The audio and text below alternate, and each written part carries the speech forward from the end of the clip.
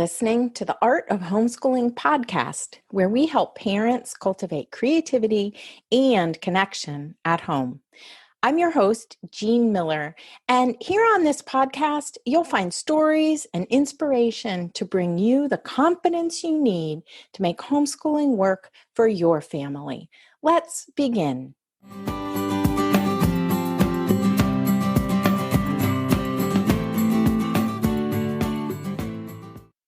Hello and welcome to the Art of Homeschooling podcast, where we help you homeschool with confidence and joy.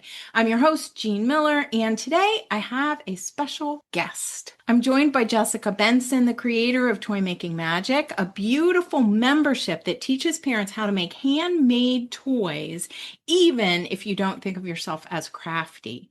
Jessica's story is wonderful because she didn't start out with any toy making experience herself, but she followed her curiosity and now helps families around the world bring more creativity, connection, and magic into their homes through simple, beautiful handwork projects. So whether you're new to handwork or looking for ways to bring more handmade goodness into your homeschooling rhythm, this episode will warm your heart, spark your creativity, and help you discover the joys of making toys. Hello, Jessica, and welcome to the show. Hi, Jean. Thank you so much. I'm so happy to be here. Yeah, happy to have you, and I can't wait for this conversation. So before we get started, I just want to introduce you, Jessica, to my listeners. Jessica is a passionate toy maker, and she loves teaching mamas and grandmas how to craft natural handmade toys. Her specialty is creating step-by-step video tutorials that show every single detail so you can confidently craft along while learning all the crafts. Sewing, needle felting, wet felting, knitting, crochet, woodwork, doll making. Everything from simple open-ended toys to dreamy felted mushroom houses and little gnomes. Oh my gosh, I love that. I had a friend who came to the Taproot teacher training for the first time, and she told me that she pictured me that I lived in a little felted gnome house. Exactly. That's how she pictured me. I just thought that was great. So Jessica, tell us what inspired you to start making handmade toys and then create Toy Making Magic. Well, I was, as a young mother, really interested in Waldorf education, and I was reading all the books, and I was so excited about everything I was learning and the philosophies. And I was trying to do it all. And what excited me the most was reading about natural toys. And I really wanted to provide these to my kids. And it was a tough moment. I wasn't able to go out and buy all the toys that I was feeling inspired to buy. And so I thought, well, I could make them. And also that is part of, the Waldorf philosophy to do handwork and stuff. And so I got really excited about it. And I looked for some books that were recommended. And I went to the library. They didn't have them at the branch, so I had to ask for them to be ordered. And I remember so clearly that day, I got notified and I went to the library and I picked them up and I couldn't wait to go home. I just sat down on the bench right outside and I started flipping through the pages and I had full body chills. And I felt like my heart was just set on fire. And I was like, what's going on with me? Like, I'm looking at a book of toys. Like, why am I so excited? And I couldn't really understand it, but that was really the big moment for me. I knew I had to do something with this feeling. Yes. Oh, I love that. I have a Waldorf homeschool starter kit, and I tell this little story in the intro to that about how I stitched this little tiny robin. Like, it was so small, this little robin for our nature table, and it sat on a little nest.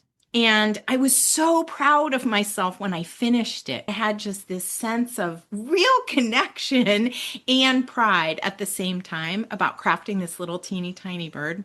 And at that time, my inspiration was this robin's nest that was in the pine tree right outside our Oh, that's dining perfect. room window. And we were watching it every day. You could go upstairs from the second floor of our house and look out the window down into the nest, like directly into the nest. So we watched her lay the eggs, and then the eggs hatched, and she brought the papa and the mama brought worms and worms and worms, and the babies grew up. Oh, And so I actually felt a stronger kinship with this robin family by stitching out of oh felt yeah. this tiny little bird. And it's so fascinating to me because I think it just attuned me more to their behavior. And I Mm. remember it was March, and here in Ohio in March, it can be really like there was rain and sleet, and it can be very windy and chilly. And I admired how this mama would just sit on that nest no matter what. And I wanted to be more like her. And every time I looked at the little bird that I stitched on our nature table, I just felt this kinship with her, but also an inspiration to be a better person. It's Wow. fascinating. Yes, that is fascinating. That's a Yeah. really powerful connection. Yeah. And that was one of the first projects that I made when my kids were little, was something for our Mm. nature table. So here's my next question. Many parents feel intimidated by the idea of handwork. They feel like they're not crafty enough. I hear this all the time. I'm not artistic. I don't know how to do it. So what would you say to somebody who wants to try to start making toys but feels overwhelmed or intimidated like I did?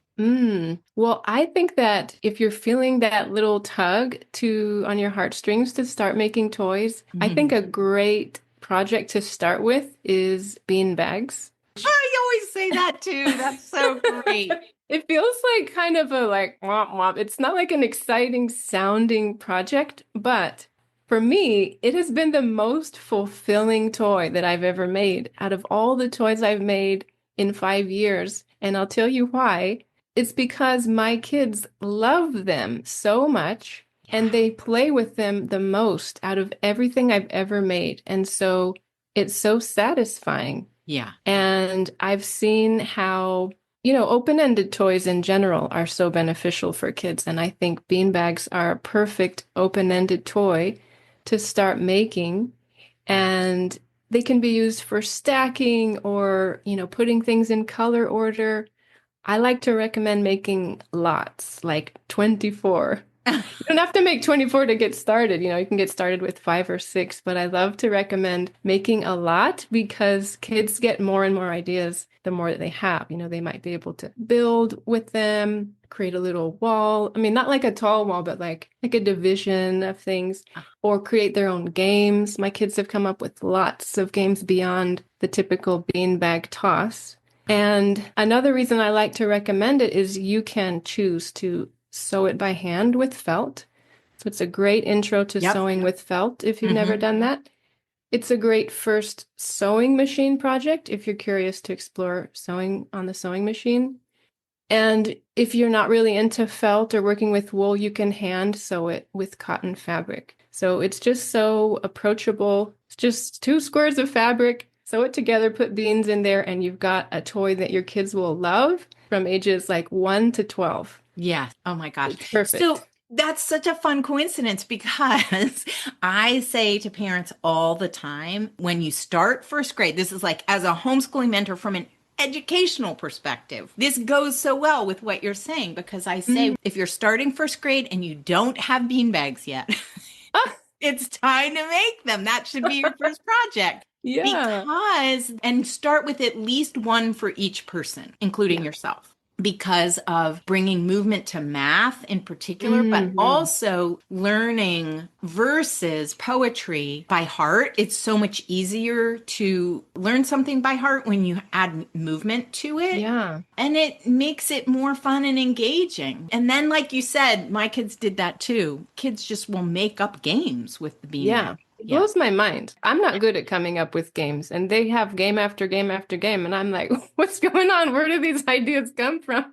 Okay, so Kim John Payne, the first book he wrote before he wrote Simplicity Parenting is called Games Children Play. And he Mm. has this fabulous introduction in that book about how children in all cultures around the world make up games. Mhm. And they use whatever they have on hand. So if it's not beanbags, it's sometimes is sticks in the dirt. They make up games all the time and have since the beginning of time. I And need to read that book. yeah, I love that idea. It's so powerful, and for us to be able to keep that going, right? Because Yeah. it's in Given the there. opportunities. Yes, for sure. And I think we learn so much about ourselves as we craft. I was having a conversation yesterday with some friends about the concept of creativity. And I think when people say they don't feel creative because somebody said, well, I don't feel like I'm have that ability to be creative, it's really something I think we're all born with, but Yeah. it can be Yeah. sort of educated out of us or we unlearn it. But this Mhm. idea of creative practice or creative expression, Yeah. it's not just about the finished product, it's about actually creating something with your hands. And we Yeah. all long for that. Yeah, I think it's just human nature to make things. And I think it's true that we might not all identify as artistic or having an inclination to create beauty or, some masterpiece, but it's so normal for us to just make with our hands. Yes, it's so normal and natural. Yeah. Useful things. And useful things. And that is one of the things I love about the Waldorf approach in particular is that a lot of the idea behind handwork is to make something utilitarian. So Yes. that Yeah. can be used in your day-to-day life, in your homeschool lessons, in some fashion. So Waldorf emphasizes the use of natural materials and handmade playthings in a child's environment, in our home environment. So what do you see as the deeper value of this, of handmade toys in childhood? Well, what I think about first is your children witnessing you being a maker. Mm, I think that's becoming more and more rare in our world, in our day-to-day lives. And I think even if your kids don't end up, like, let's say you love handwork, but your kids don't follow in your footsteps of loving handwork, just witnessing you having an idea, bringing it to life, working through mistakes, not giving up is so powerful and has a really deep impact on what a child can believe about themselves, what they're capable of. yes. And I didn't really think that much about it at the beginning when I started toy making magic, but 5 years in, that's what I think about the most. And that's sort of like my number one motivator right now for spreading the love of toy making is inspiring the next generation of makers. Yes. Oh my gosh, I love that so much. Okay, I have a quote that I want to share, and it's going to be amazing the coincidence of how well it goes with what you just Mhm. said. So, when my kiddos were little, there was one book. There was one book called Toy Making with Children, Ah, right? yes. And this book, I remember being really inspired by it because the toys in here are so simple. And just that idea of Mhm. really simple handmade toys can actually be more powerful for children's play than something more elaborate. Absolutely. Yeah. Yeah, and so there are all kinds of things like little standing puppets or knotted dolls made just from one piece of fabric or something like that. But even with this wonderful book, I still wished for, longed for being able to sit with someone and watch while they were making something. And then I would feel like I could go and make it. So that's why I love so much about that the fact that you've created this toy making magic membership because being able to see step-by-step tutorials, I think is just so exactly what parents need to be inspired and to feel like they can do it, to have enough confidence to really give it a try. So we're going to talk about more about toy making magic in just a second, but I wanted to share a little quote from the foreword of this book, Toy Making with Children. And this is from the author, Freya Jafke, and it's so much exactly what you just mentioned. So here we go. She says, I have frequently experienced the following. When a father or mother creates toys in the presence of children, quite new relationships to the toys as well as to their producer are found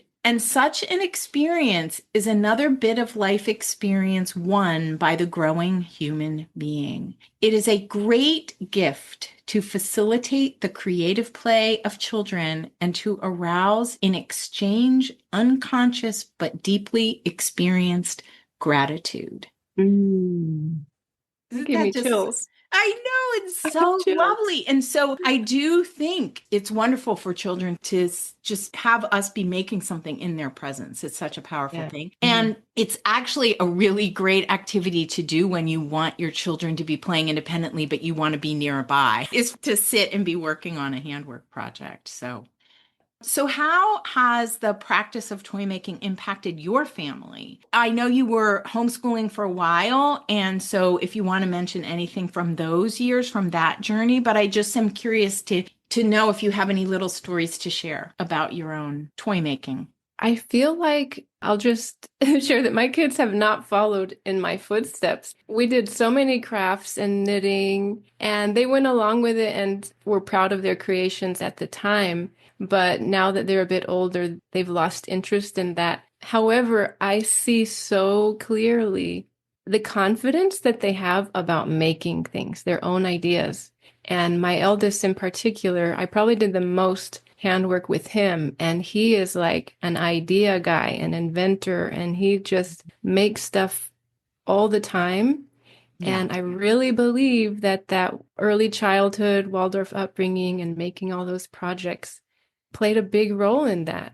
Yeah, and my kids are now in their 20s and 30s. I have three, and all three of them do so much with their hands. Two boys and a girl. They all three love to cook. They all three can get really curious about fixing something and Mhm. completely feel comfortable learning how to do it and doing it themselves. Just amazes me. I don't know that I would have had that sense of, oh, I can do this when I was a kid or Oh, when I I was, didn't. yeah, a I did not. teenager, even in my 20s. Yeah. Yeah. And I'm fascinated by that. Like they all three are very hands-on learners and they love to do things with their hands. Mm, Yeah, yeah. really, that's so interesting. So, have there been any unexpected joys or lessons along your journey from beginner teacher in this craft to where you are now that you want to share? So I'll share when I had the inspiration to start toy making magic, it was just from this like fire, like I need to learn how to make this. And I think other people want to learn too. And I want to learn and pass it on, learn and pass it on. And so I was constantly learning. Mm. Like I had to learn so much just to make my first tutorial. I was like researching and practicing, and it's sort of a weird, unusual thing, I think, too. Usually people want to be an expert before they start teaching, but I was like, I can't wait. I need to share this now. I need to figure it out. And Yeah. so I started out with such little knowledge. I'd never even held wool roving or felting needles in my hand. I don't think I'd ever even seen them. I was a total beginner in the world of Waldorf crafts. And so it's been such a joy for me to learn all these crafts and to witness my growth as I got more confident in creating things. Mm. For example, I would ask for feedback from my early members, and a few people said, "Oh, I would really like some more advanced projects." And I was like, That's I so was like, well, funny. that's funny because I can't provide that right now. And Someday. someday, and I would get these requests for like play food. I got that so many times and I it made me grumpy. I was like, Oh. I'm so tired of being asked for play food. I don't know how to do that. And then I finally was like, you know what? I'm just gonna try. I need to try. And so I did trial and error, trial and error. I made some ugly play food. And then I kept trying and I made some play food that I was really proud of. And I was like, whoa. Wow. Yeah, that feeling of, whoa, I did this. I know. That is really a fun story there because I remember reading once like an expert, quote unquote, is just somebody who's one tiny little step ahead. And Yeah. I think in a way that brings you or at least in the early years, like brought you closer to where people were on their own journeys, right? Like you could relate so much to it because that's where you Yes. were. I think that that's been sort of my secret sauce all these years because when I make a tutorial, I've just finished learning it and I know what questions people are going to have. I know where they're going to get stuck. And I try to, anticipate all of that and answer everything. Yeah, that's so helpful. I just want to interject here a little bit about, because this is what I was thinking about before we hopped on or started recording, is just this concept of open-ended play for Mm. children and how important that is. And I don't think I really understood. Even I went to grad school through a teacher education program, and I still didn't understand this concept of the importance of play for younger children, I don't think, until Mhm. I found Waldorf and started really reading and observing my own children. So I wonder if you have anything that you want to say about the idea of open-ended play, or that the toys are open-ended, right? And can be used, like when you were describing the beanbags, there's so many different things children can do with them. Yes. I love encouraging people to make open-ended toys. I think those are like top priority toys to make. And I love how they hold a child's interest for a decade. Oh my gosh. They don't think, oh, I'm tired of playing with this. They just find something new to do it or something useful. That's the best part is when you notice them using it as a tool. It's Yeah. just so beautiful to witness that. Hmm. And, I have tutorials for gnomes and mushroom houses and dragons, and it's like so fun to make. A beautiful creative expression, a gift of love to make for your kids. But it's sort of a short window in their life that they're going to be really into playing with those. But cords, bean bags, heavy rice bags, it's basically like a really big bean bag, but it's filled with rice. Hmm. Like finger knit cords or wet felted ropes, all these toys provide hours Yeah. of creative play. Yeah. And I also love so much how they help. For example, my eldest, I used to be frustrated for a while that he didn't do independent play. It Mm. was before he had a little brother, so I think that played a part too. But I was like, I don't get it. Like, why isn't he entertained and playing by himself? Why is he like needing me so much? And when I started making open-ended toys, I noticed like, hey, wait, he's really entertained. He's having Yeah. all these ideas. And I was like, this is so good. Yeah. And that concept in Waldorf, the development of the child and those early years that children learn through imitation. And Hmm. I remember this huge aha moment when I read a description of the developing child and how the way you'll know that they are really taking in a story or taking in an experience is that it comes out in their play. And Hmm. so for them to be, even the dragon and the gnome house, right? For them to be able to use toys to act out a story they've heard, or even Yeah. a scene, you were on your walk and there's some construction going on. And then the next day you see them being making the little construction activity going on. And I just think I remember when I saw it and my mind was blown when I saw my own kids doing that. And I was fascinated that it's like they observed something and it goes in and then it comes back out in their play, and it's such a beautiful thing. And I think when we give them simple playthings that can be, the beanbag could be a construction worker or a house or a Little bed. wall. Yeah, there's a building, there's so many different things, and that they can replay scenes from our daily lives or from stories that they've heard. And I was reminded of this quote from educational psychologist Jean Piaget. And this is something that I learned in my grad school program, but who said that play is the work of childhood. Yeah. And I love that Waldorf education makes space for that. Hmm. So tell us more about toy making magic. I would love to hear your description of what's inside the membership. It is a treasure trove of step-by-step video tutorials for all the Waldorfy crafts. So there's sewing with felt, needle felting, wet felting, woodwork, paper Hmm. craft. It's everything that I wanted to provide my children, and I felt like surely other moms are wanting to make these same projects. So every project is really carefully selected, and all of my tutorials are made for beginners in mind. So anyone could just come in and choose any project. Oh, Sometimes I people love say, that. where should I start? Or like, Hmm. I'm a Hmm. beginner. What should I make first? And I've made every project with a beginner in mind.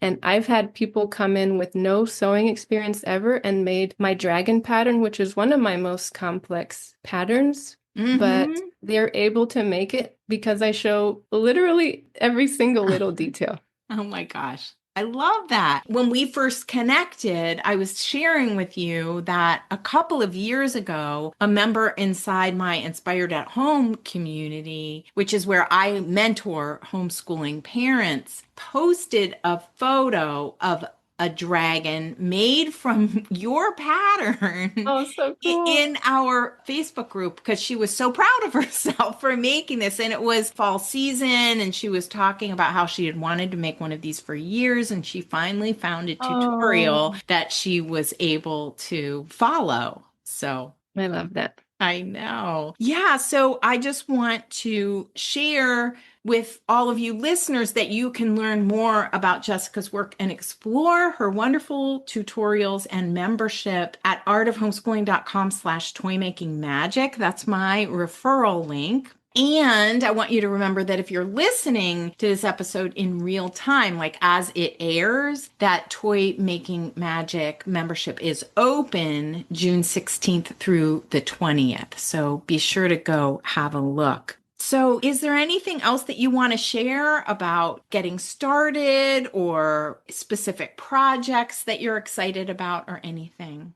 Sure. The projects that I do think are great to start with inside Toy Making Magic are like beanbags, like I said, Mm-hmm. heavy rice bags. Also, this project called Nuggets. It's these simple little felt shapes.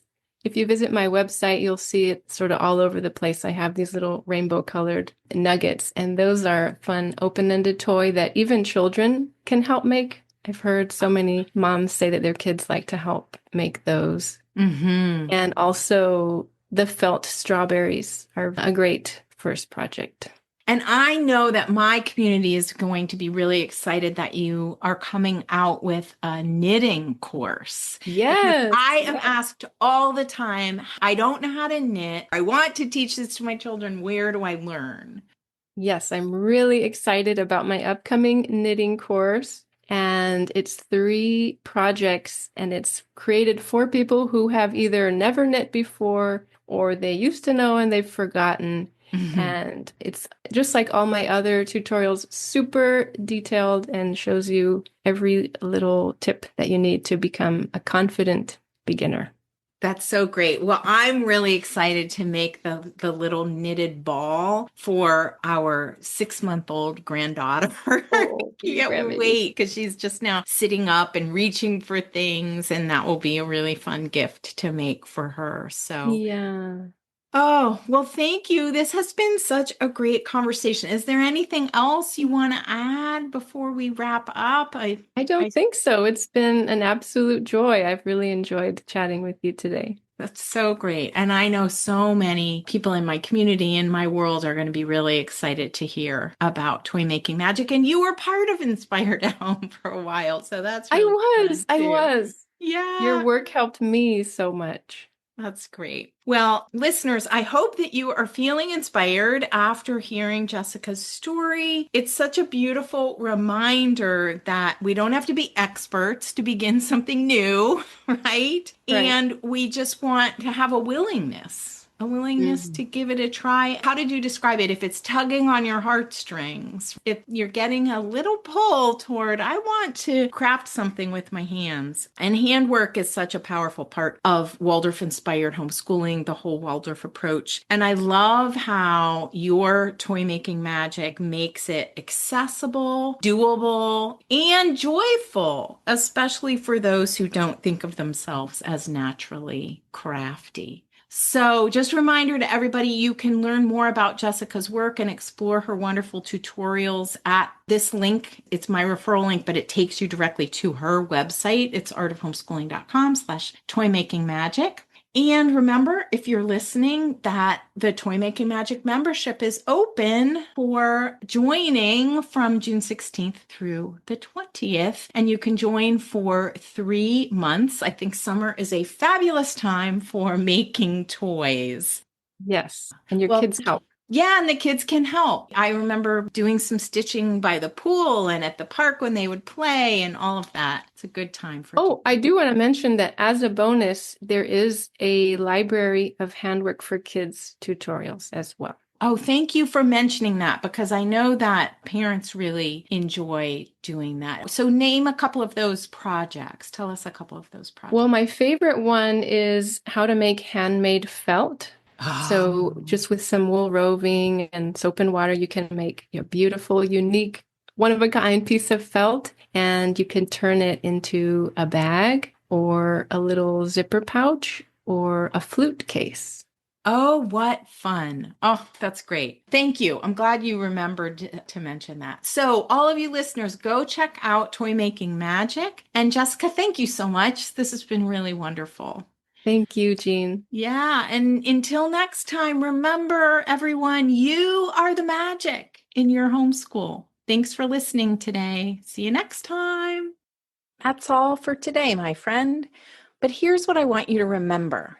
Rather than perfection, let's focus on connection. Thanks so much for listening, and I'll see you on the next episode of the Art of Homeschooling podcast.